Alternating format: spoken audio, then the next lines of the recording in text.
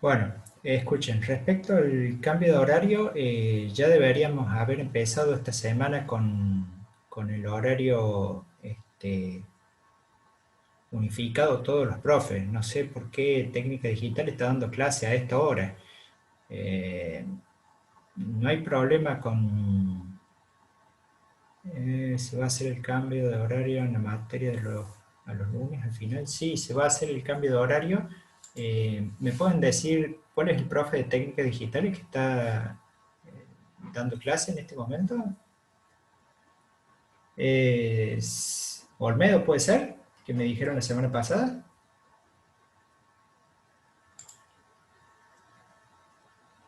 Sí, 3R3 puede ser. Bueno, de todas formas, esta clase la vamos a grabar. Los alumnos que no pueden asistir la pueden repasar después.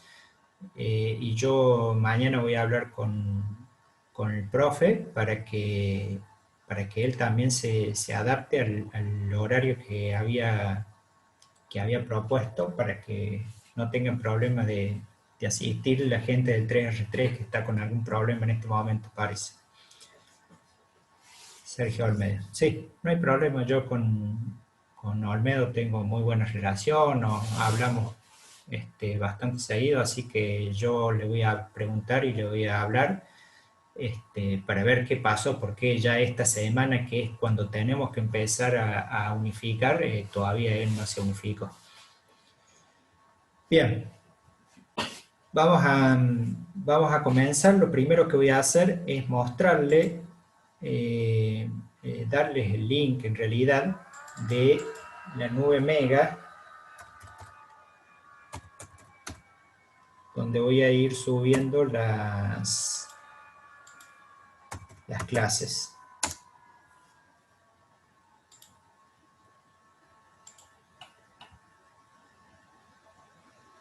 Les voy a compartir.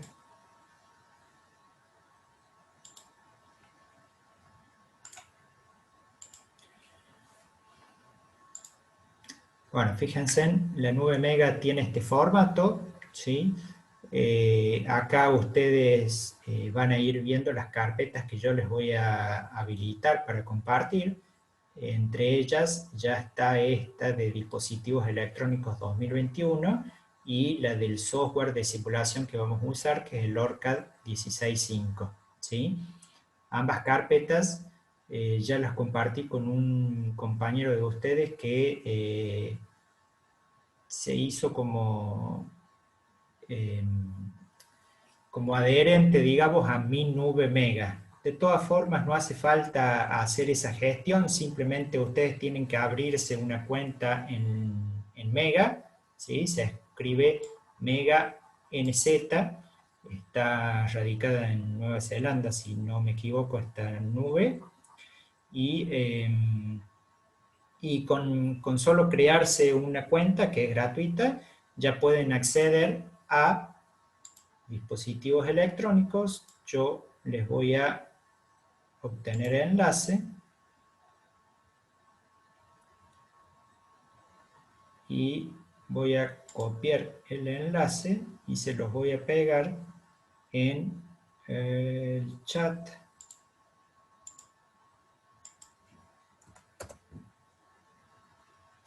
A ver, un segundo, porque copiar en el chat. Ahí está el enlace y puede que les pida una contraseña. La verdad que no sé bien cuándo la pide, cuándo no. De todas formas, se las paso. Esa es la contraseña, ¿sí?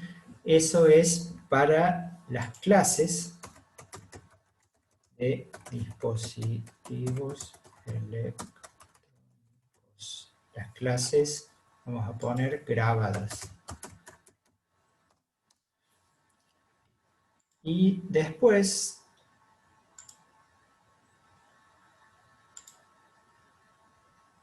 para descargar el software, el ORCAD, vamos a gestionar el enlace. Copiamos, pegamos, copiamos la contraseña.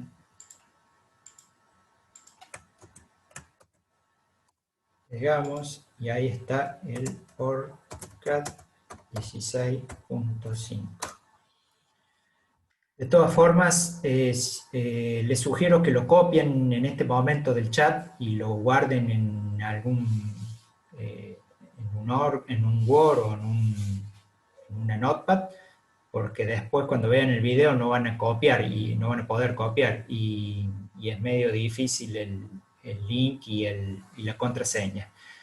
Pero lo voy a publicar en la autogestión también, al link y a la contraseña. Ese link y esa contraseña no van a cambiar más. A partir de ahora ya queda firme y fijo y no va a cambiar más. Así que lo voy a publicar en autogestión para que lo puedan copiar de ahí los que no alcanzaron a copiarlo de este chat. Cuando entren en esa carpeta de dispositivos electrónicos, se van a encontrar con esta presentación que ya les hice, que hay dos videos, la introducción a la materia, la clase que di en el 3R1 y la introducción a la materia, la clase que di en el 3R3. A partir de ahora va a haber una única clase. Por ejemplo, hoy voy a colocar como primera clase sobre diodos y que es lo que vamos a ver hoy, y la voy a grabar acá, el video de hoy lo voy a publicar acá. Y acá tienen un archivito PDF que también lo voy a subir al aula virtual. Los videos no los puedo subir al aula virtual porque son un poco grandes y cuando empiecen a incrementar la cantidad de videos, el aula virtual colapsa. Por eso es que me creé esta nube Mega para ir subiéndolos. Hay otros profes que lo levantan a YouTube o bueno, hacen lo que quieren. Yo elegí esto porque acá la pueden descargar y se la pueden guardar a la clase y la pueden repasar y ver todas las veces que quieran, incluso sin conexión, si no necesitan tener conexión a internet permanentemente, la descargan una vez y la ven. Este PDF de ejercicios de aula versión 1.1 es el que vamos a empezar a ver hoy. Lo vamos a ver 2 o 3 semanitas. Después vamos a hacer un práctico y después vamos a retornar a este PDF para ver el próximo tema. En definitiva, de ahora a mitad de año nos vamos a ir guiando o vamos a hacer un par de ejercicios de este PDF en la medida que vayamos avanzando los temas. ¿Bien? ¿Entendido lo de la nube Mega? Bien. Sí, profe. Sí, profe. Bárbaro, gracias. Bueno, vamos a empezar con el PDF. Como hay mucha gente que es técnica y otras que no, voy a empezar dando algunos conceptos bien básicos, en forma verbal únicamente, para que nos unifiquemos y nos vayamos recordando, porque en teoría son temas que ya deberían haber analizado y hablado y entendido en segundo año en Física 2, ¿sí? Primero, ley de Ohm. Ley de Ohm es fundamental para empezar a analizar ejercicios y circuitos con ejercicios, como vamos a ver a partir de hoy. La ley de Ohm dice que la tensión es igual a la corriente por la resistencia, ¿sí? Pueden despejar de esa ley de Ohm. A ver, vamos a ver alguna fórmula por acá abajo. Acá, por ejemplo, está establecida para un cálculo que vamos a hacer en este primer circuito, la ley de Ohm. ¿Sí? Yo les dije que tensión es igual a corriente por resistencia. Acá se despejó corriente, es igual a tensión sobre resistencia. ¿Sí? Ley de potencia. ¿Sí? La potencia es igual a la tensión por la corriente. Acá abajo vemos, por ejemplo, la fórmula que hemos aplicado para calcular la potencia en una resistencia. La tensión en esa resistencia por la corriente que circula por esa resistencia. ¿Sí? La potencia también se puede expresar de diferentes formas. Por ejemplo, si la corriente la reemplazo por su equivalente en la ley de Ohm, voy a tener que la potencia es tensión al cuadrado dividido resistencia. O si la tensión en la fórmula de potencia la reemplazo por su equivalente en ley de Ohm, voy a tener que la potencia es igual a la corriente al cuadrado por la resistencia. ¿Bien? Y otra ley y otras fórmulas, otras leyes que me gustaría que repasemos, aunque sea en forma verbal y bien rápido, son las dos leyes de Kirchhoff, ¿sí? La primera ley de Kirchhoff dice que las corrientes que llegan a un nodo es igual a las corrientes que salen del nodo. Por ejemplo, en este circuito, el número 3, un nodo es una unión o una derivación de un circuito. Por ejemplo, tenemos el diodo 5 y está conectado a un nodo en donde también está conectado el diodo 7 y el diodo 6. ¿Qué es lo que dice esta ley de Kirchhoff? La corriente, que normalmente se la grafica o se la expresa con alguna flecha, esa flecha indica la dirección en donde está circulando la corriente. Entendamos que corriente es circulación de electrones. Entonces, si están circulando electrones, lo hacen en un sentido. En el cable, en un cable o en algún componente, circulan con un cierto sentido estos electrones. Entonces la corriente circula con un cierto sentido. La corriente, por ejemplo, en el diodo 5, supongamos que después se analizará y se verá si es así, pero supongamos que va desde la parte izquierda del componente a la parte derecha del componente, o sea, en este sentido. Esa es la corriente que entra al nodo. Y la corriente que sale del nodo puede ser la del diodo 7, que va desde la parte de arriba del diodo hacia la parte de abajo, y la del diodo 6, que va desde la parte izquierda del diodo a la parte derecha del diodo. ¿Sí? Entonces, la ley de Kirchhoff dice que la suma de las corrientes que llegan a un nodo, en este caso es una sola la que llega, la del diodo 5, es igual a la suma de las corrientes que salen del nodo, que en este caso son dos, el diodo 6 y el diodo 7. Esa es la primera ley de Kirchhoff. La segunda ley de Kirchhoff dice que la suma de las caídas de tensión parciales en un circuito es igual a la tensión de la fuente. O dicho de otra forma, que también la pueden ver en algunos libros, es que la suma de las caídas de tensión en una malla es igual a 0. Veamos las dos formas de mencionarlo, las dos formas de decirlo, y analicemos qué es lo que están diciendo. Dice que la primera forma de decirlo es que la suma de las caídas de tensión en una malla es igual a la tensión de la fuente. Por ejemplo, una malla es este nodo o esta combinación de componentes que hacen un cierre en el circuito. Fíjense en que tenemos una fuente, un diodo, otro diodo y otro diodo. Este circuito es una malla. Este otro es otra malla. ¿Sí? Vamos a hacer algunas anotaciones. Vamos a dibujar. Esto es una malla y esto es otra malla, distinta, ¿sí? A pesar de que comparten un componente, el diodo 7 es compartido por ambas mallas. ¿Qué dijo la ley de Kirchhoff? Que la suma de las caídas de tensión de los componentes, o sea, en esta primer malla, el diodo 5 más el diodo 7 más la resistencia 4, es igual a la tensión de fuente, que en este caso es la BCC3. La otra forma de expresarlo es que la suma de las tensiones de una malla es igual a 0. En este caso, la fuente menos la tensión del diodo 5 menos la tensión del diodo 7 menos la tensión del diodo de la resistencia 4, perdón, es igual a 0. ¿sí? Son diferentes formas de expresarlo, pero dicen exactamente lo mismo, ¿sí? O establecen exactamente lo mismo.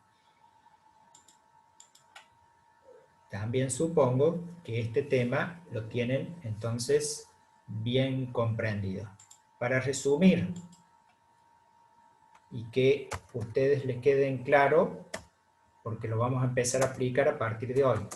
Ley de Ohm tiene que ser súper entendible por ustedes y dice que la tensión es igual a la corriente, perdón, no me salió igual, igual a la corriente por la resistencia.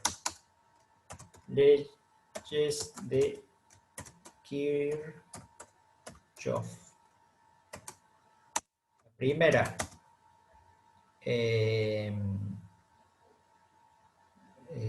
perdón, antes estuvimos hablando de la potencia.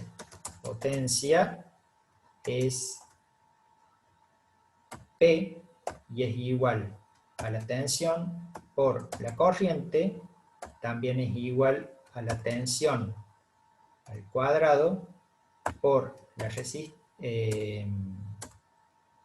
dividido la resistencia, y también es igual a la corriente al cuadrado por la resistencia.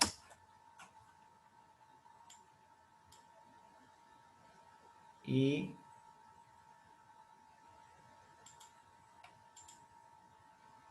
bueno, leyes de Kirchhoff, la suma de las corrientes que llegan a un nodo, o sea, I1, por ejemplo, más I2, es igual a la suma de las corrientes que salen del nodo. I3 más I4 más I5, por ejemplo, si es que lo hubiera. Y la segunda dice que la tensión de fuente, que normalmente se expresa con BCC, tensión de corriente continua, o BCA, tensión de corriente alterna, es igual a las caídas de tensión individuales. Por ejemplo, B1 más B2 más B3 más B4 más B sub n, por ejemplo. ¿Ok? Bien, se los escribí para que tomen nota y lo repasen, que vean en algún libro, que vean en internet o que lo afiancen, porque esto tiene que estar súper entendido y súper analizado y se les tiene que salir de memoria. ¿Ok? Bien. Recuerden, me interrumpen cuando ustedes tengan duda o cuando ustedes necesiten hacerme una consulta. No se queden con dudas.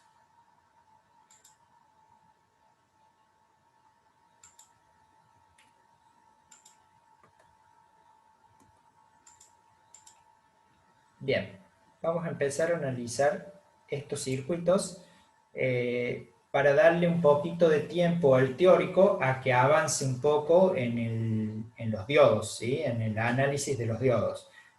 Vamos a empezar nosotros con el práctico para no demorar tanto, pero por supuesto son temas que probablemente en el teórico todavía no alcanzaron a ver, deben haber tenido las clases de introducción y nada más. Existen en la electrónica diferentes componentes que en conjunto entre ellos logran determinadas funciones que son los circuitos que nosotros vamos a armar a lo largo de la carrera y a lo largo de nuestra vida en la electrónica con algún cierto objetivo. Estos componentes tienen diferentes comportamientos, pero se los suele separar bastante bien y bastante acertadamente en componentes discretos, en donde calificamos a la resistencia, a la bobina y al capacitor, y componentes de semiconductores, en donde clasificamos a todos los componentes que están formados por semiconductores justamente, que es el primer tema que van a empezar a ver en la primer clase del teórico, ¿sí? El semiconductor es un material de 4 electrones de valencia en la última capa. Eso lo acota al silicio y al germanio únicamente, dopado, o sea, mezclado con componentes de 5 electrones de valencia y con componentes de 3 electrones de valencia.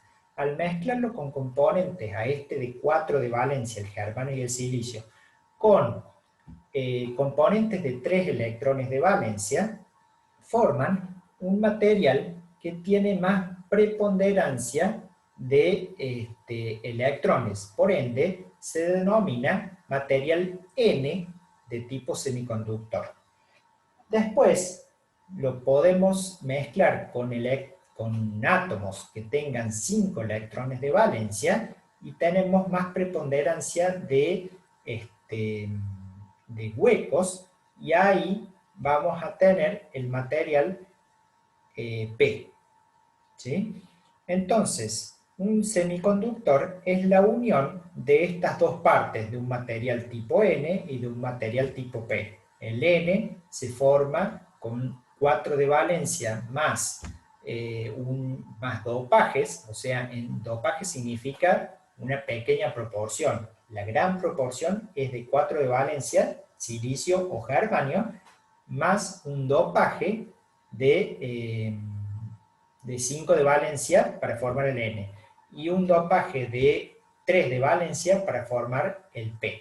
La unión de estas dos partes es un semiconductor, y la combinación de estos materiales P, N, que pueden estar combinados de diferentes formas, no necesariamente tenemos un P y a continuación un N, o al revés, un N y a continuación un P, sino que podemos tener un P, un N, después otro P, después otro N, o un P mucho más grande, un N finito en tamaño físico, el componente, después un P grande, o diferentes alternativas, o inclusive cuando hay más combinaciones de P y N, puede que no tengamos únicamente un pin de conexión hacia el exterior, o sea, hacia tu circuito, con el alambrecito de la patita, como le dicen ustedes, del componente, en un extremo y en el otro. Puede que en el medio, si hay un P, un N, un N, un P, un N más grande o lo que haya en el componente, tengamos quizás alguna derivación hacia el exterior de la pastilla semiconductora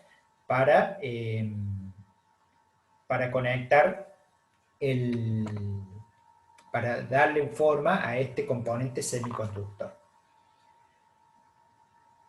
Estos semiconductores tienen la particularidad de conducir corriente en un solo sentido, ¿sí? Esa es la mayor particularidad que tienen los componentes, o la más fácil de mencionar, porque es la que les debe quedar grabada a partir de ahora. ¿Cómo conducen corriente? Desde el material P hacia el material N. O sea, para que conduzcan corriente, la corriente debe ingresar por el material P, la parte del semiconductor que tiene el material P, y debe egresar por la parte del semiconductor que tiene el material N. Por eso se denomina semiconductor, porque si invertimos el componente y hacemos o intentamos ingresar corriente por el material N e intentamos que esa corriente salga por el material P, no vamos a tener éxito, no va a circular corriente. ¿Sí? Eso que yo le estaba diciendo de una unión muy básica entre un material P y un material N, ¿ese es el sentido convencional de la corriente? Sí, correcto, Sebastián. El sentido convencional de la corriente siempre se toma desde P hacia N, o en una fuente de alimentación siempre lo vamos a tomar desde el positivo de la fuente de alimentación hacia el negativo. es buena la pregunta. Vamos a hacer alguna gráfica. Siempre la corriente va a tener este sentido. Desde el P, vamos a poner un texto acá, por las dudas no esté claro. Ese es el borne P de la fuente, y este es el borne N de la fuente. ¿Sí? En el dibujo de una fuente, dibujo técnico de circuitos eléctricos o electrónicos, supongo que también ya lo tienen visto y lo tienen manejado.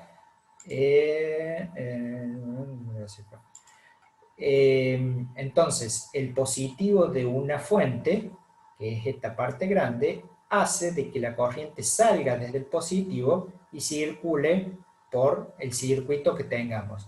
Y de regreso, la corriente debería llegar al negativo. En este caso, que es el primer circuito, el más simple que vamos a plantear hoy, son tres componentes de serie. La corriente sale por ingresa por este diodo, después ingresa por este diodo, después circula por esta resistencia y cierra el circuito.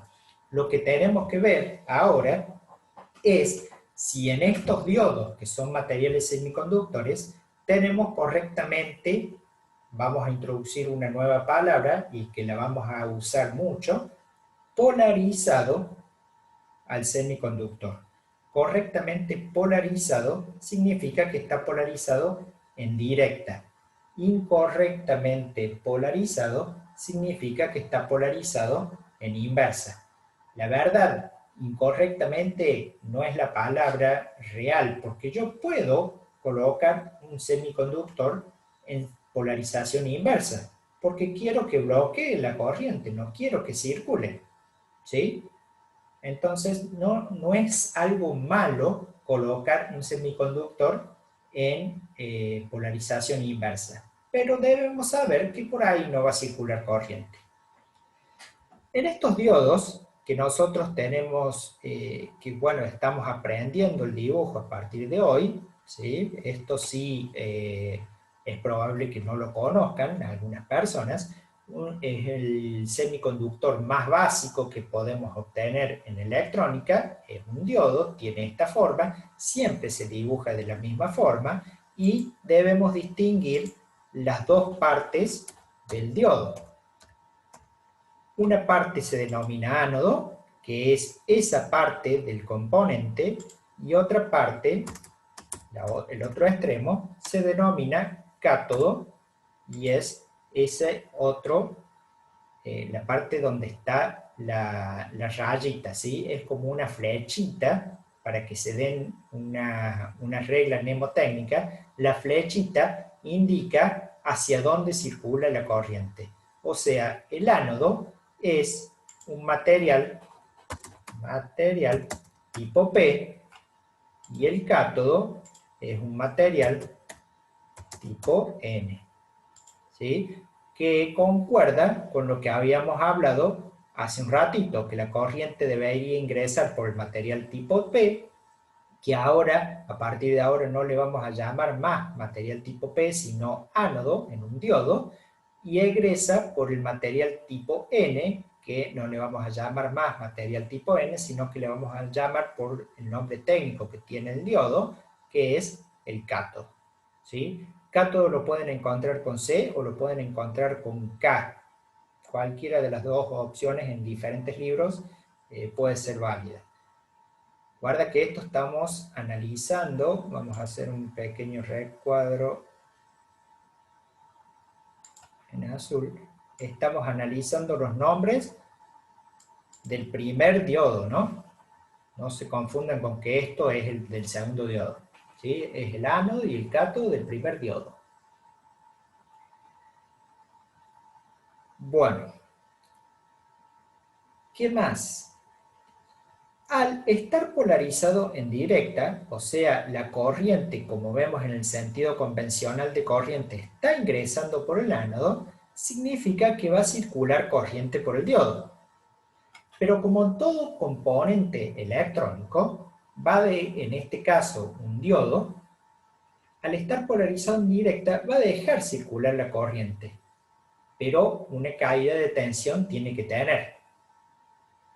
¿Cómo sabemos la caída de tensión del componente si no es una resistencia? En el caso de que este componente fuera esta resistencia, nosotros podemos usar la ley de Ohm, que la vimos hace un ratito, y saber cuál es la caída de tensión.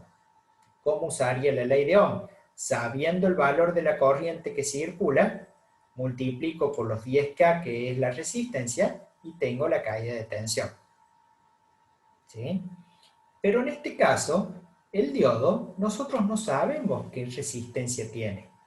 De hecho, tiene una resistencia que se denomina resistencia dinámica, que la van a ver más en el teórico, porque en el práctico no la utilizamos, sino que en el práctico nos basamos en una teoría que en realidad no es teoría, sino que es una realidad, de que dependiendo de la construcción del semiconductor, es la caída de tensión en una unión de material P con material N.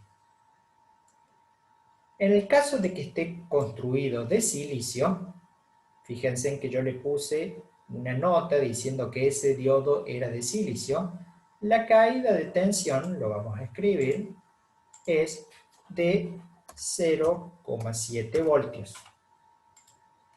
En el caso que esté construido de germanio, la caída de tensión es de 0,2 voltios. Fíjense que este segundo componente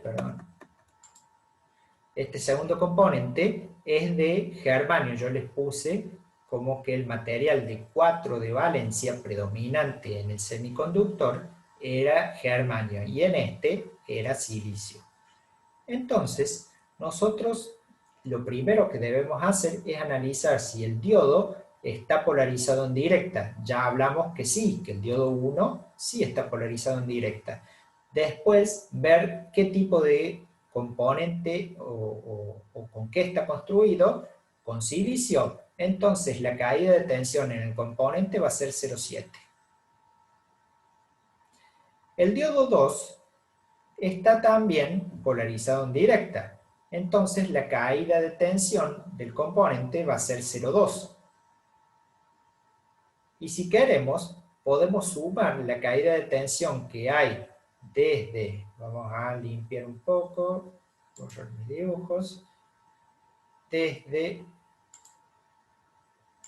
acá hasta acá, que sería la suma de los dos diodos, o sea, la suma de la caída de tensión de los dos diodos. En este caía 0,7, en este caía 0,2.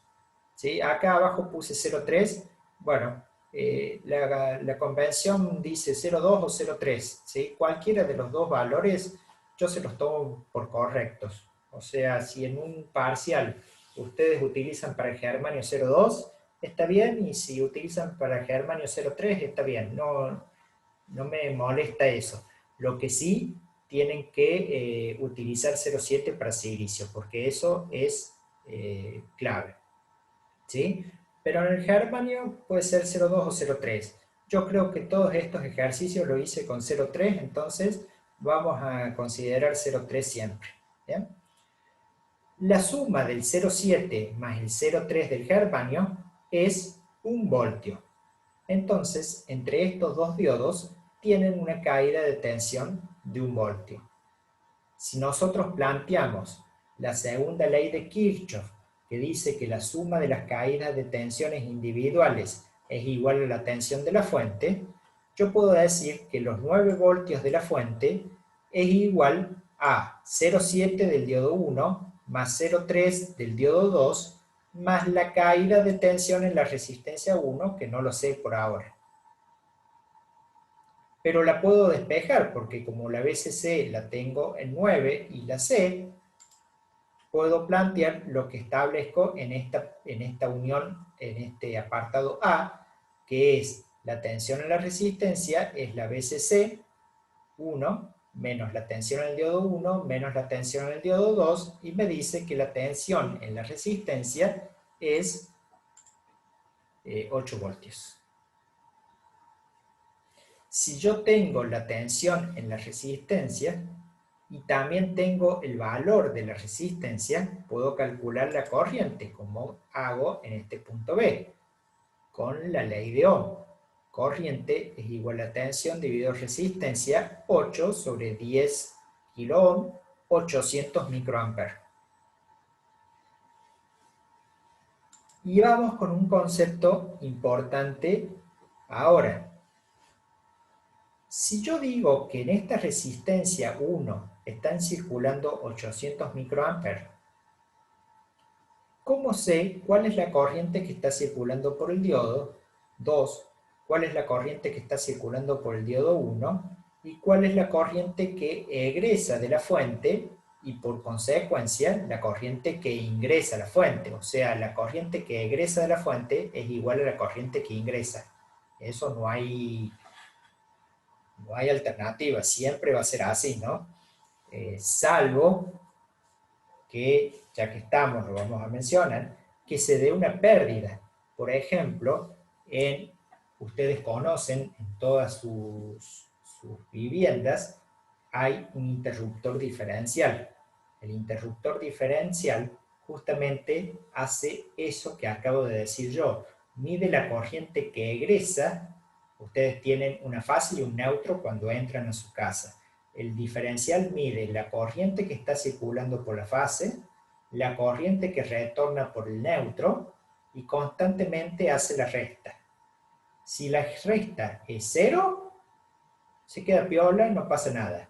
Si hay una diferencia en la resta, significa de que la corriente que se está yendo por la fase se está desviando en alguna pérdida, que normalmente puede ser el cuerpo humano, porque hay una descarga a través del cuerpo humano hacia la Tierra y no está volviendo por el neutro. Al dar una diferencia matemática de un valor entre la corriente que pasa por la fase por la corriente que vuelve por el neutro, el diferencial salta y te protege. Antiguamente el diferencial se denominaba salvavita, del italiano salvar vida, ¿sí? Justamente los interruptores diferenciales tienen especificado un valor de salto. Un valor normal estándar es 30 mA. Cuando la diferencia de corriente entre la fase y el neutro es mayor a 30 mA, el interruptor dice hay alguna pérdida y puede ser por un cuerpo humano o puede ser por corriente que se está desviando hacia una cañería, hacia la carcasa, hacia la pared, porque tienen algún cable pelado y está tocando con la pared o lo que sea. Ahí salta y protege, ¿sí? Justamente es lo que acabamos de mencionar. La tensión en la fuente de alimentación, supongamos que la BCC1 es EPEC, y bueno, la tensión que sale por la fase es la misma que la tensión que entra por el neutro. En este caso, no hay fase y neutro porque es una tensión de continua, pero la corriente que sale por el positivo de la fuente es la misma que la corriente que vuelve por el negativo, salvo que haya una pérdida. En este circuito no hemos considerado pérdidas, pero pueden existir, ¿sí? Bueno, me desvío un poco, pero valga la aclaración y el concepto para que vayamos afianzando cuestiones de la electricidad y la electrónica. Entonces, la corriente que sale por la BCC, yo la puedo llegar a saber, pero en este momento la única que sé es la corriente que circula por la R1, que dijimos que era 800 microamperes. Esta corriente por la R1 es la misma que en el diodo 2, es la misma que en el diodo 1 y es la misma que sale de la BCC.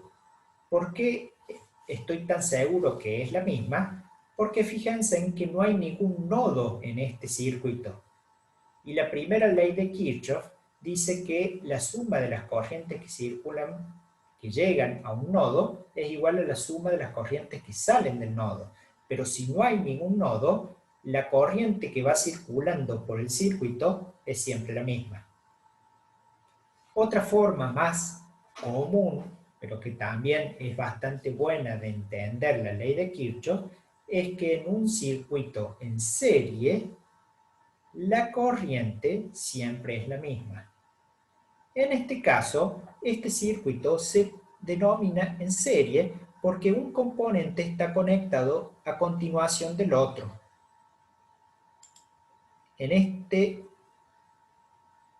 circuito lo consideramos en paralelo a estos dos componentes porque no están conectados uno a continuación del otro, sino que ambos terminales están conectados en paralelo. La primera ley de Kirchhoff, dice que la corriente que llega a este nodo es igual a la corriente que sale del nodo. Entonces, en este caso, cuando veamos el ejercicio 4, la corriente que va a llegar acá se va a dividir en dos, a través del diodo 9 y a través del diodo 8. Y posteriormente se van a unir nuevamente en este nodo y van a seguir a través del R5. Pero van a tener corrientes distintas cada uno de los diodos. En cambio, en este primer circuito que estamos viendo, la corriente es la misma porque están en serie los circuitos. ¿Sí? Para el que es técnico, esto es muy fácil y hasta creo que se están durmiendo, pero es necesario que en estas primeras clases establezcamos algunos conceptos para el que no sea técnico y para que le quede claro circuitos en serie, circuitos en paralelo, ley de Ohm, ley de Kirchhoff y ley de potencia. ¿Ok? Tengan paciencia los que son técnicos, sobre todo técnicos electrónicos o electricistas. Bueno, solo a mí se me entrecorta el audio. ¿Se les entrecorta el audio? Sí, un poco, profe, pero a mí Muy poco. no se pierde nada, digamos. Bueno, puede ser que el profe no sé cómo no chamullaron, lo escucho bien, a mí no. Bueno,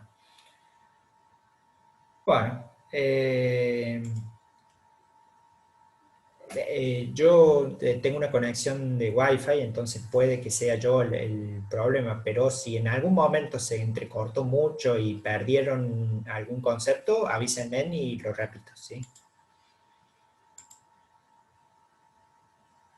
Bien. Bien. Entonces, como decíamos recién, si la corriente que está circulando por la R1 es 800 microamperes, yo puedo determinar que la corriente que circula por diodo 2 y por diodo 1 también es 800 microamperes, porque el circuito está en serie. ¿Sí?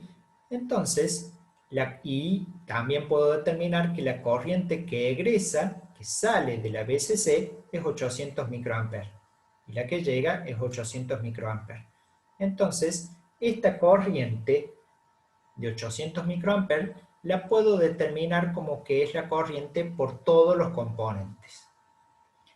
Y después el ejercicio, no hemos leído las preguntas, pero pedía determinar la tensión en el diodo 1, la tensión en el diodo 2 y la tensión en la resistencia, ya lo analizamos, 0,7, 0,3 y la tensión en la resistencia 8 voltios.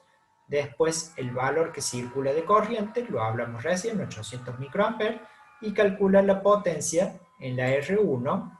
La potencia en la R1, aplicamos la ley de potencia, tensión por corriente, 8 voltios por 800 microamperes, 6,4 milivatios. Atención, guarda con las unidades, ¿sí?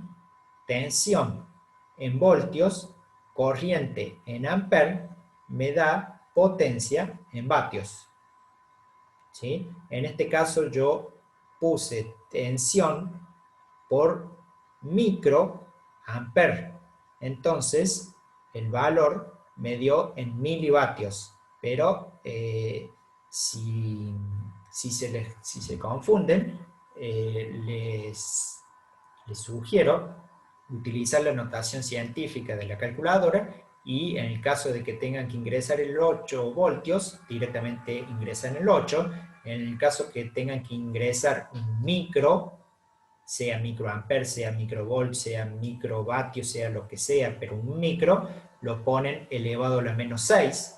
En el caso que tengan que introducir un mili, sea milivatios, miliamper, miliohm o lo que sea, lo ingresan como -3, y el resultado que les dé, la calculadora también les va a dar a la -3, a la -6, a la menos o a la 0, sin notación científica, y ustedes pueden determinar qué es el valor. En el caso de tensión por corriente es vatio, y probablemente, como les digo, a las -3, es milivatios, 6,4 milivatios.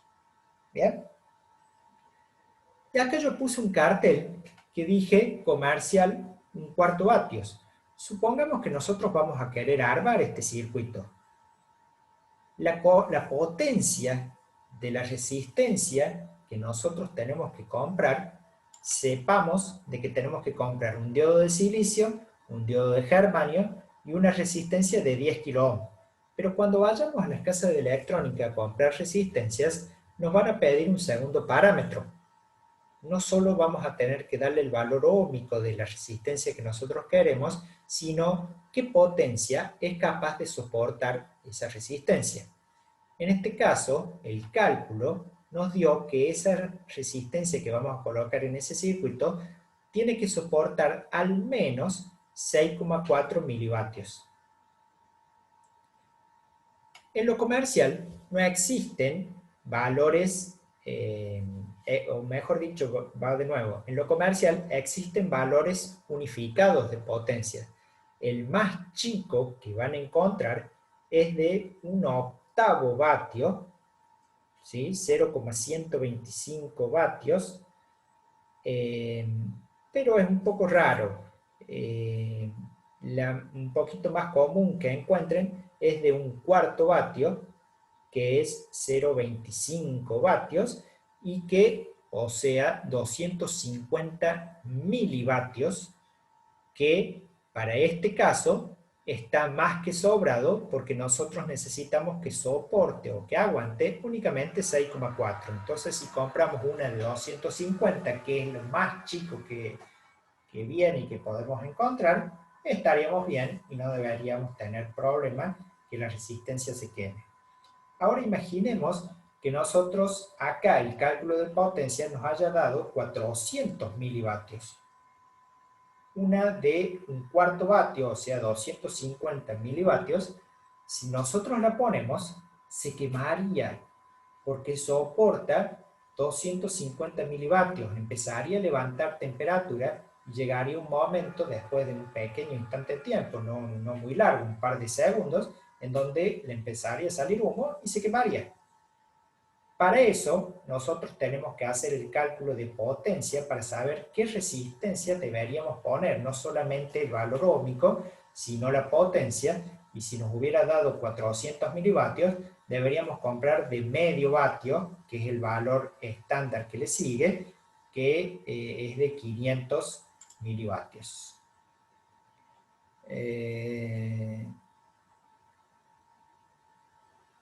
Sí, la potencia disipada en la resistencia es 6,4 milivatios. Lo que va a soportar la resistencia es 1/4 vatio. Guarda que es un juego de palabras de dos conceptos distintos. Una cosa es la potencia que va a disipar la resistencia, que en este caso nos dio 6,4 milivatios, y otra es la potencia que puede soportar. Si sube la corriente por alguna razón, puede soportar hasta 1/4 vatio, o sea, hasta 250 milivatios. ¿Bien? Bueno. ¿Está claro hasta ahora? Bien. ¿Sí?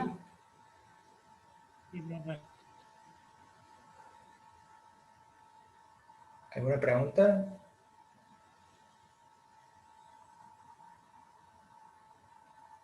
Bueno, vamos a seguir con el circuito que sigue. En el circuito que sigue he establecido el mismo componente, el mismo circuito bastante parecido, pero di vuelta a uno de los diodos, ¿sí? Y además puse que los dos diodos son de silicio. En este caso, la corriente, vamos a dibujar una flechita, va a salir de la fuente, va a pasar por el diodo 3, pero no va a pasar por el diodo 4. ¿Por qué? Porque está polarizado en inversa. Fíjense en que la corriente está intentando entrar por lo que se denomina el cátodo del componente, y el componente está polarizado en inversa. Cuando está polarizado en inversa, la resistencia interna del componente es grandísima. Para la práctica, vamos a decir nosotros que es infinita. En la teoría van a ver cuál es el valor correcto de la resistencia de bloqueo del componente en inversa. Pero en este caso, para la práctica, nosotros vamos a decir que es infinita. Al ser infinita, es como si el componente no existiera, como si estuviera abierto el circuito. Al estar abierto el circuito, no va a ser capaz de circular corriente. Si no circula corriente, esto no existe y esto no existe. No hay corriente en este circuito, porque hay un componente que está bloqueando. Es como si yo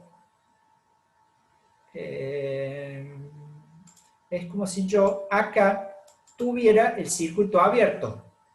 Pongan el dedito arriba del diodo 4 e imagínense cómo sería el circuito sin el diodo 4. Una fuente, un diodo que no está conectado a nada, el diodo 3, perdón, que no está conectado a nada, y una resistencia R2 que no está conectada a nada. Tenemos dos pedacitos de cable que no están unidos, por ende no circula corriente y no están conectados a nada. En realidad, si están conectados a un diodo inversamente polarizado, que es una resistencia muy alta y que no deja circular corriente. Al no dejar circular corriente, lo que debemos entender es que toda la caída de tensión de la fuente aparece en los bornes de ese componente que está en polarización inversa. Y esto puede que les cueste un poquito entenderlo, pero les voy a hacer una analogía y les voy a explicar de otra forma. Ustedes en su casa tienen enchufes, tienen tomas corrientes. Esos tomacorriente tienen 220 voltios de tensión alterna, de tensión eficaz. Ya lo iremos analizando cuando empecemos a poner alimentaciones de tensión alterna. Pero tienen lo que vulgarmente todo el mundo le llama 220 voltios. Ahora, en el enchufe, si no tienen nada enchufado, no circula corriente por ese enchufe. Por ende, por el cable que está del otro lado del enchufe metiéndose en la pared, no está circulando corriente. Pero la tensión sí está. Si ustedes miden con un tester, los 220 están. Entonces imagínense que en lugar de 220 de alterna tenemos una fuente de continua conectada a esas patitas del enchufe, una fuente de 9 voltios como este caso, y los 9 voltios están en los dos terminales de las patitas del enchufe, disponibles. Pero como no circula corriente porque lo que estamos conectando es un diodo 4 en inversa, no vamos a tener circulación de corriente, pero la tensión está.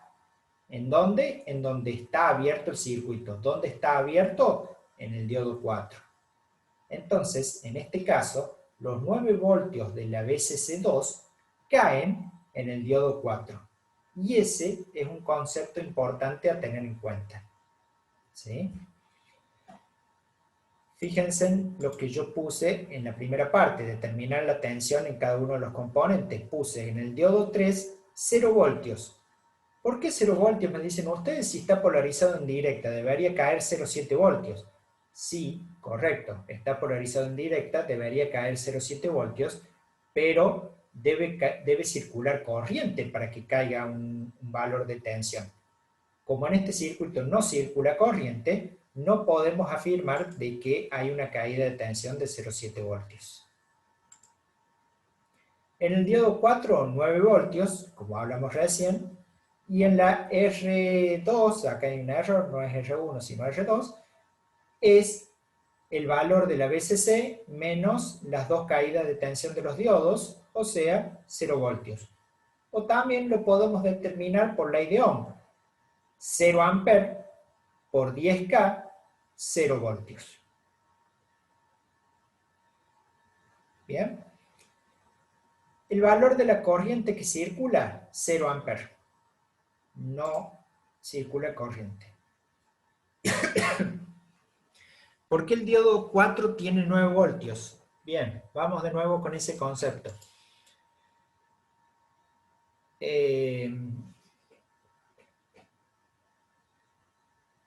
La segunda ley de Kirchhoff establece que la suma de las caídas de tensión en los componentes es igual a la tensión de la fuente. Entonces, nosotros debemos aplicar la ley de Kirchhoff y decir que la VCC vale 9 voltios y la caída de tensión en los tres componentes que tenemos en el circuito también tiene que valer 9 voltios, la suma de las tres caídas de tensión. Pero como sabemos que no circula corriente, en este diodo 3 no hay caída de tensión. Por más que esté polarizado en directa, no va a caer 0,7 voltios porque no circula corriente. En la resistencia es mucho más fácil de ver, porque si circulan 0 amperes por la resistencia, lo multiplicamos por 10K, 0 amperes por 10K es 0 voltios. Tampoco hay caída de tensión. Entonces, ¿dónde cae la tensión? En el diodo 4, que es el que está polarizado en inversa. Y yo le hice una analogía recién que me parece que es la forma más fácil de entenderlo. En un circuito, en un enchufe, en la pared, en la casa de ustedes, tienen 220 voltios. ¿Sí? Esos 220 voltios vienen desde EPEC. EPEC es esta VCC, que viene a través de cables, de líneas de alta tensión, después de baja tensión, lo que sea, hasta que se encuentra con el toma corriente que está ubicado acá.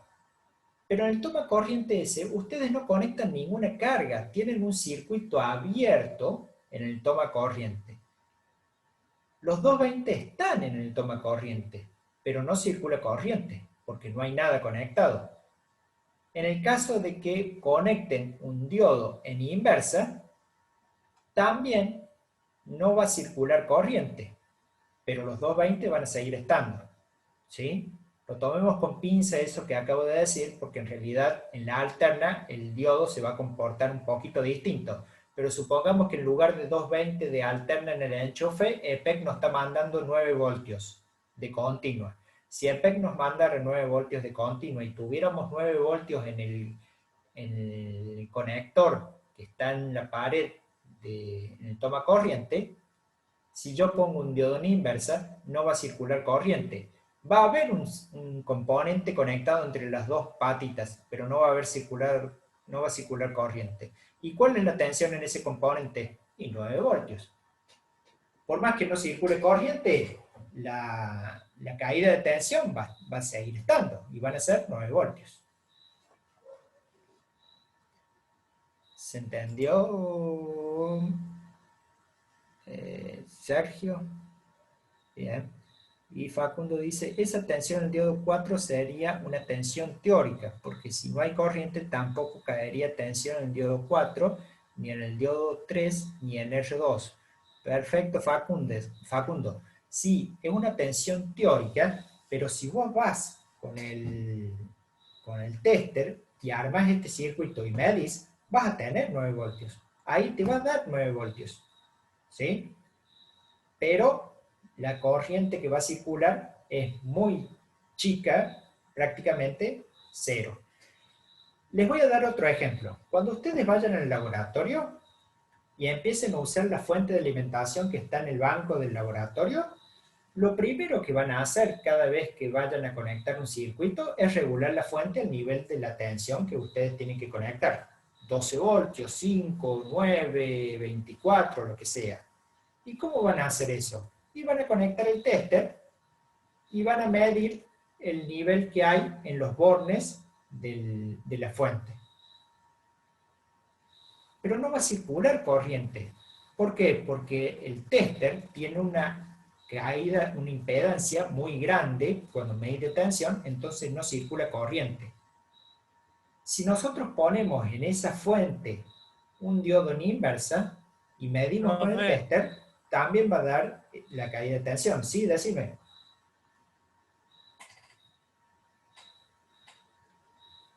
¿Sí? Se ¿Quién? corta mucho, profe.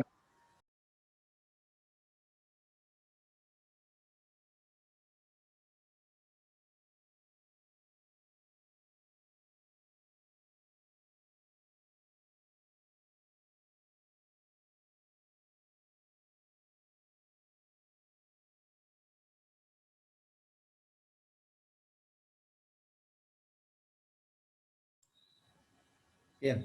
Acá estoy de vuelta, sí. Se cortó. Bien. Voy a ver cómo puedo mejorar mi conexión de internet a futuro.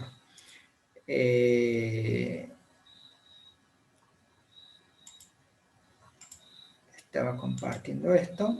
Bueno. Se entiende entonces por qué la caída de tensión es teórica, como dijo el compañero, pero existe. Y es en el diodo 4 que está esa caída de tensión. ¿Por qué? Porque tenemos que cumplir con la ley de Kirchhoff. Si tenemos un circuito abierto, en ese componente es donde va a caer toda la tensión. profe, ¿Sí? profe, justo se cortó cuando estaba dando el ejemplo de la fuente de laboratorio. Yo escuché hasta ahí por lo menos. Que Bueno, uno iba a tomar tensión en los bornes, creo, y hasta ahí entendí. Bueno, uno iba a medir la tensión en los bornes para conectar el circuito que ustedes iban a conectar, por ejemplo, 5, 12, 9 o lo que sea de tensión. Ahora, si a esa fuente ustedes le ponen un diodo en inversa, no va a circular corriente por el diodo porque va a estar en inversa. Y, sin embargo, el tester va a seguir midiendo 9 voltios y 12 voltios. Entonces, nosotros podemos definir y podemos argumentar que en el diodo hay 9 voltios, o hay 12, o hay 15, que es lo que tiene la fuente, por más que no esté circulando corriente por ese diodo porque está en inversa. Entonces, en este caso es exactamente lo mismo. Imagínense que el diodo 3 no exista, que sea cable, y que la R2 no exista, que sea cable. Lo único que hay es un diodo en inversa conectado a la fuente del laboratorio. No circula corriente, pero en el diodo 4 hay 9 voltios en este caso. ¿Quedó mejor, un poco más claro?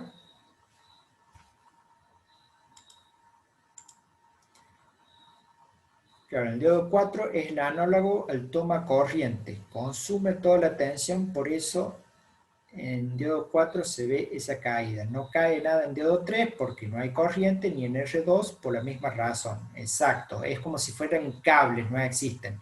Cómo se deben conservar las cargas entre los dos terminales del cable, ahí se ven los 9 voltios. Exactamente. Facundo, perfecta tu aclaración. Lo único que te corrijo es la palabra que pusiste entre comillas, consume. En realidad, la tensión no se consume, la corriente se consume. La tensión es una caída de potencial o una caída de tensión. ¿Sí? Bien, perfecto. Pero son conceptos Profe, que vamos hablando ahora. Sí, decime. otra forma de verlo sería ver la curva del diodo 3, la curva de corriente, y vas a ver que cuando no tenés corriente la tensión es cero, la caída de tensión es cero. ¿No? Claro, pero como todavía no vimos la curva de un diodo, es probable que algunos compañeros no la hayan visto todavía, pero Perfecto. en la curva de un diodo, cuando la veamos, van a ver que cuando la corriente en el diodo es cero, la tensión es cero. Entonces es como un cable, no hay nada ahí, es como si el diodo fuera un cable. En cambio, en el diodo 4 en inversa, toda la tensión va a caer en él porque no hay circulación de corriente.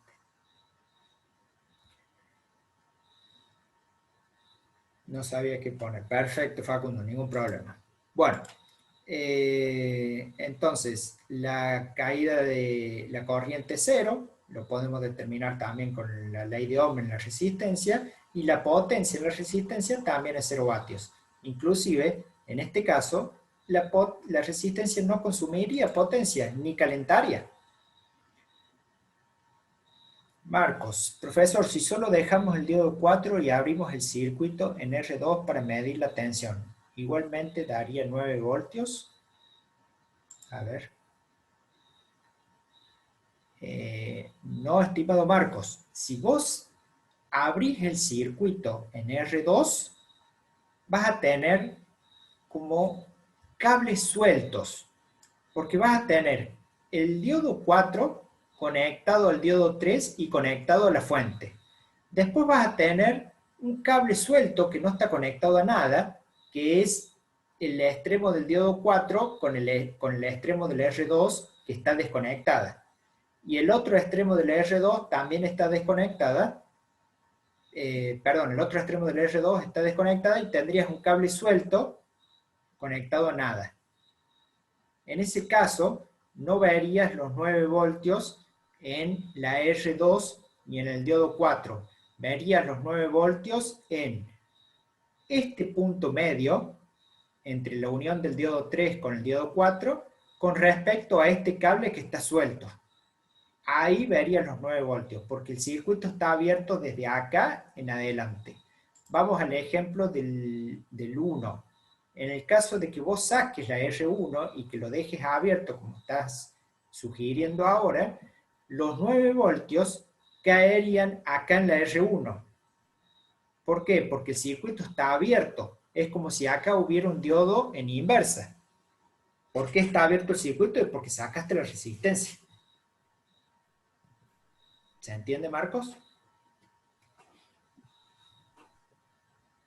Marcos Cisana.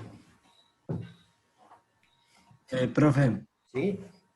me refería a que solamente, si en el caso de que solamente hay un diodo en inversa y abrimos el circuito en R1 para en los dos pines de R2, en los dos pines de R2 medir voltaje. Bueno, Solamente el diodo en inversa. Bueno, pero si solamente está el diodo en inversa y yo mido voltaje, ten en cuenta una cosa. El voltaje con el tester, cuando ustedes empiecen a manejar el tester, se mide en paralelo al componente que yo quiero saber. Entonces, vos para medir voltaje no necesitas desconectar la R2. Simplemente conectas las dos puntas del tester en paralelo a la R2 sin desconectarla. Entonces, si lo que vos estás queriendo es medir la caída de tensión en la R2, si la desconectas, ya no va a existir la R2, porque la desconectaste. Entonces vas a medir la caída de tensión en esos cables. Lo que me refería no era la caída de tensión en R2, sino el voltaje entre los pines del negativo de la fuente y el ánodo de 4. Entre el negativo de la fuente y el ánodo del 4,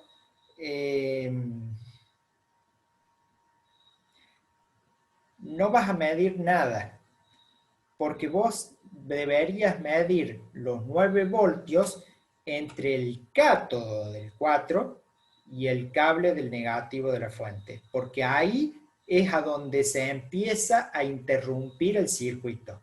Y según lo que vos estás queriendo hacer, lo interrumpís 2 veces. Lo interrumpís con el diodo 4 que lo estás poniendo en la inversa y lo interrumpís con la R2 que la sacaste.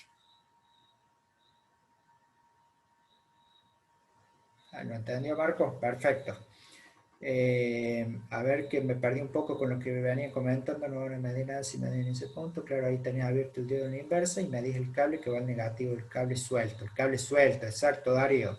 Lucas, o sea, es separado,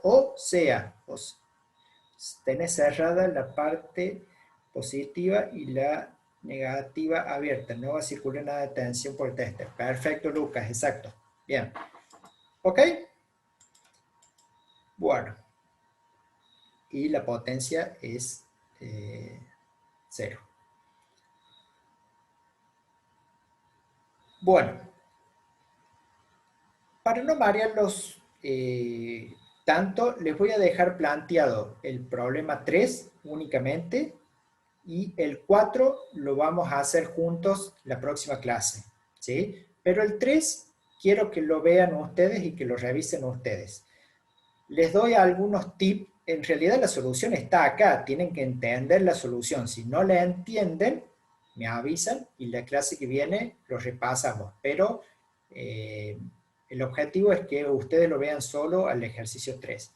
Fíjense en que acá se empieza a complicar un poquito, porque la VCC3 sale una corriente que ingresa por el diodo 5, ingresa y circula, porque el diodo 5 está polarizado en directa.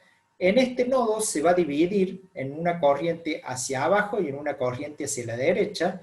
La corriente que se va hacia abajo circula, y circula bien porque el diodo está polarizado en directa, y llega a este punto en donde se va hacia la R4, pero no se va sola, sino que se suma a la corriente que viene de la R3. Y ahí se suman las dos corrientes y circulan por la R4. Ahora, en este nodo dijimos que se separaba la corriente en dos, hacia el diodo 7 y hacia el diodo 6. Hacia el diodo 6, ¿qué corriente va a circular? Ninguna, porque el diodo 6 está en inversa. Entonces, no va a haber circulación de corriente por el diodo 6, ni tampoco por la R3. La única corriente que va a circular va a ser en esta malla solita formada por el diodo 5, el diodo 7 y la R4. Lo cual se simplifica a exactamente lo mismo que el circuito 1.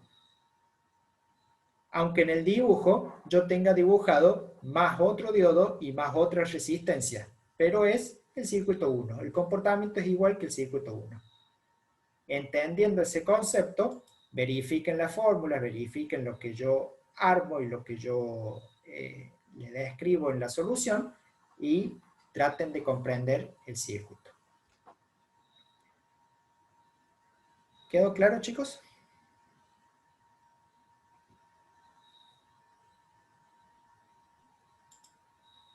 Sí, profe, todo claro. Bárbaro, gracias. Entendido. Bien, el 3 queda para ustedes. All right, Sergio. El 3 queda para ustedes y empezamos con el 4 con la semana que viene. Vamos a ir un poquito más rápido la semana que viene, no vamos a analizar con tanto detalle como estamos hablando en esta primera clase, ¿sí? Entonces, entiendan bien el 1, el 2, si algo no les quedó en claro, repasen el 3 y largamos con el 4. El 5, a ver, el 4, el 5, el 6 y el 7 lo tenemos que ver la semana que viene. ¿Sí? Y vamos a ver si podemos empezar a establecer algunos conceptos de corriente alterna, que ya es el 8. ¿Sí? Pero me conformo con que lleguemos al 7.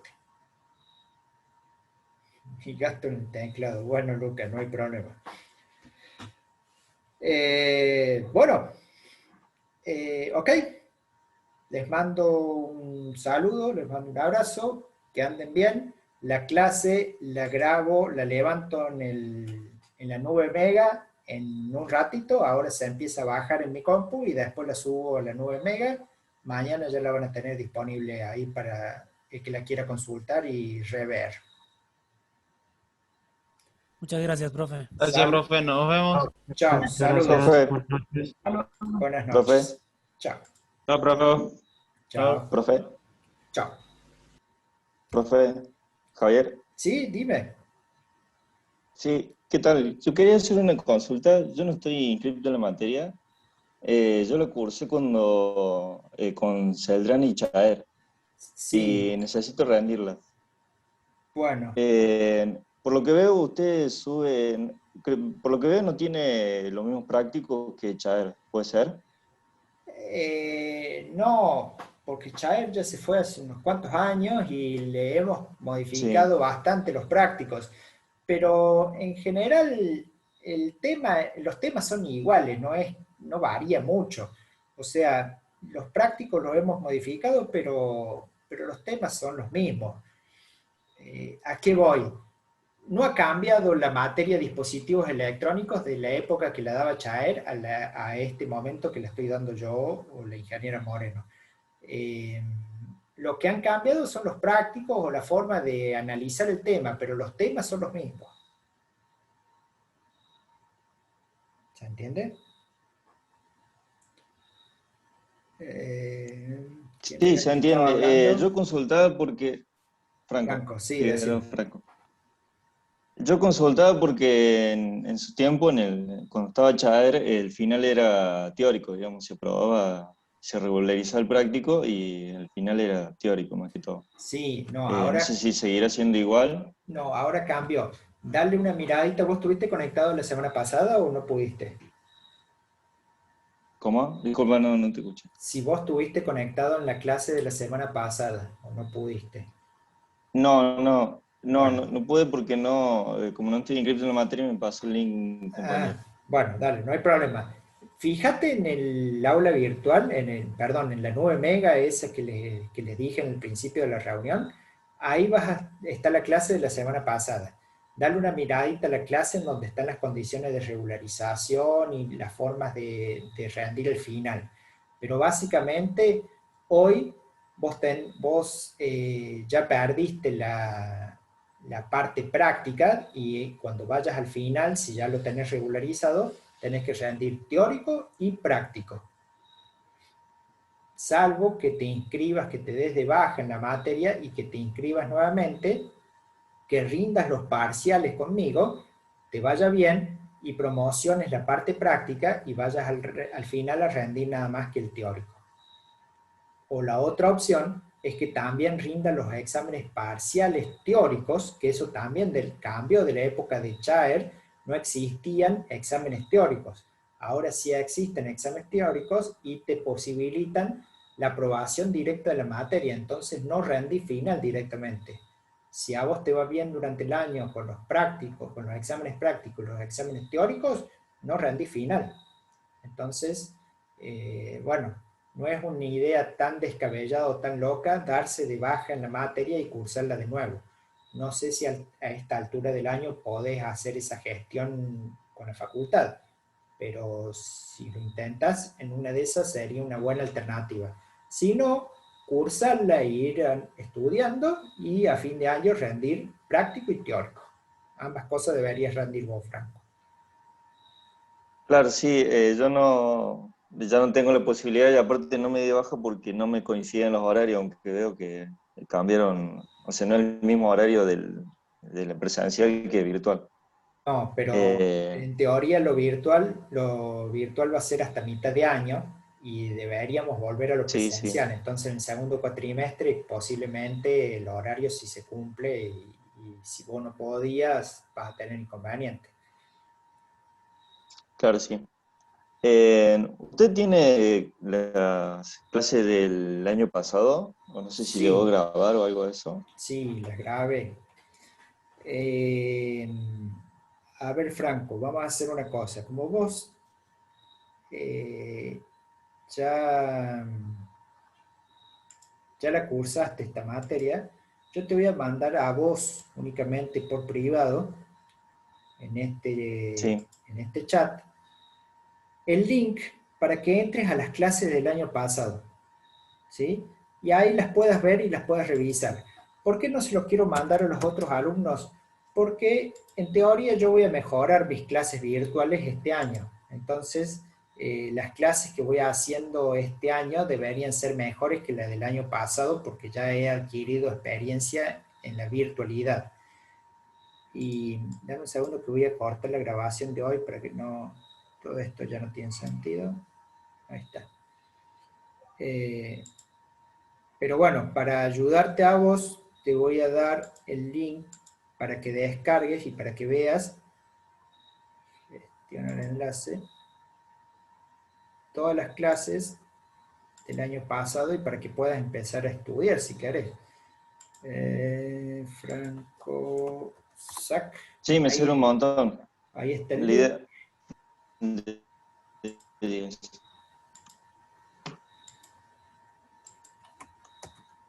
Y esa es la contraseña. ¿Sí? Cópialo en un Word para que no se te pierda ahora cuando cerremos el Zoom. Sí, ahora lo estoy copiando. Ahí están todas las clases e inclusive tienen nombre los archivos, así que vas a ver, por ejemplo, clase de diodo Zener, parte 1. Esa es otra cosa que vas a notar. Dice parte 1, parte 2, parte 3, parte 4, etcétera, y hay un montón de partes. ¿Por qué? Porque el año pasado la facultad no pagaba los derechos de Sí, Zoom, sí, entonces eran 40 minutos. cada 40 minutos se me cortaba a mí y en un mismo día yo tenía 2 o 3 pedazos de clase. Ahora ya voy a tener un Sí, solo sí. video por cada clase. ¿Entendés? Bueno, son cosas que Sí, no hay harían problema. de que sea mejor las grabaciones de este año. Ahora, si vos querés rendir antes de fin de año, te pueden llegar a servir las grabaciones del año pasado. Y los temas que voy a dar van a ser exactamente los mismos, así que viendo esas clases no te hace falta perder el tiempo, entre comillas, participando en todas las clases mías. Pero si te querés conectar, no tengo ningún problema, ¿eh?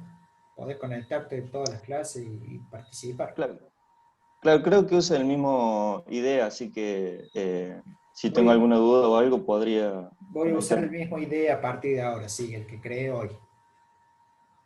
Bueno, listo, 10.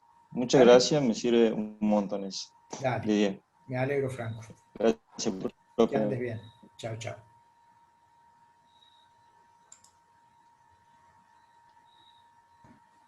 Profe, Dime, Sebastián.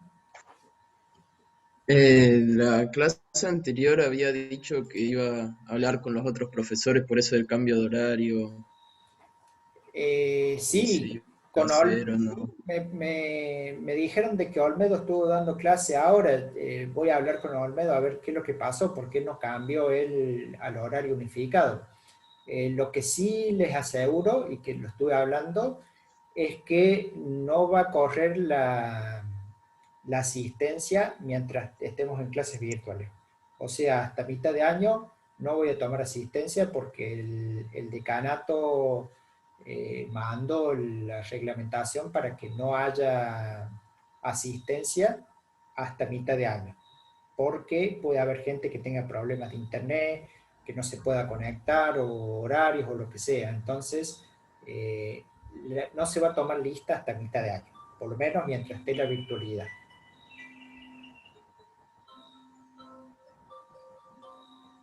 ¿Ok, Sebastián?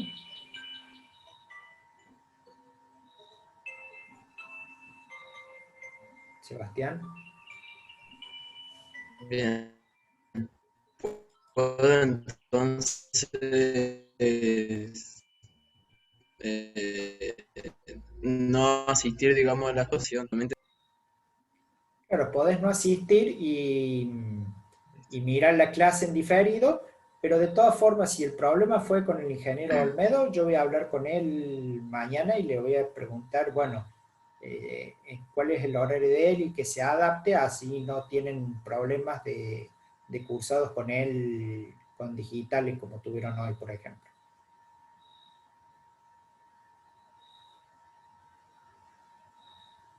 Eh, sí, no.